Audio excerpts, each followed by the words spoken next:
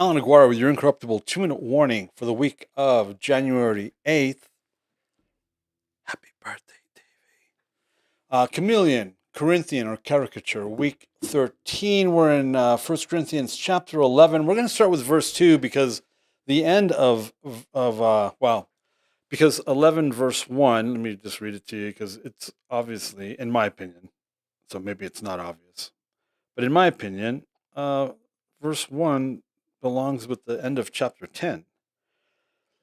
So in chapter 10, the last verse, verse 32, give no offense to Jews or to Greeks or to the church of God, just as I try to please everyone in everything I do, not seeking my own advantage, but that of many, that they may be saved.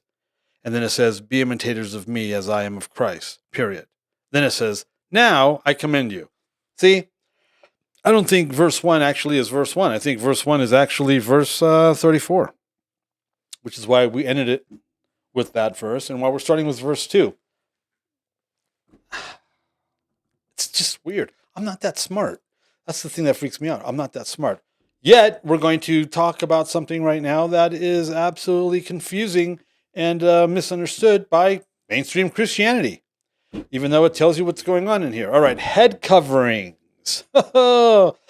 Verse 2, head coverings, chapter 11, Corinthians 1. 1 Corinthians and 2 Corinthians. Now I commend you because you remember me in everything and maintain the traditions, even as I delivered them to you.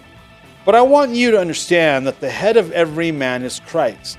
The head of a wife is her husband, and the head of Christ is God. Every man who prays or prophesies with his head covered dishonors his head. Wait, you mean we're supposed to be prophesying? But every wife who prays or prophesies with her head uncovered dishonors her head.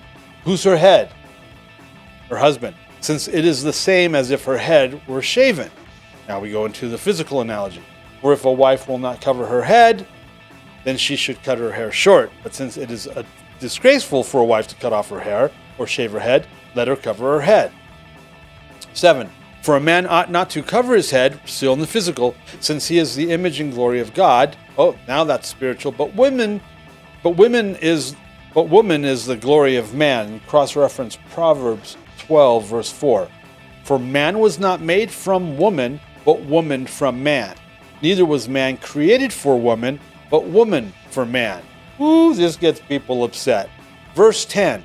That is why a wife ought to have a symbol of authority on her head, because of the angels.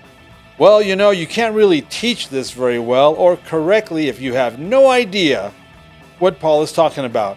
What do you mean because of the angels? Here's verse 10 in the Complete Jewish Bible. The reason a woman should show by veiling her head that she is under authority. Oh, see, that is what we're talking about. We're talking about being under authority. It has to do with the angels. What angels, Alan? Verse 11, back to English Standard Version. Nevertheless, in the Lord, woman or women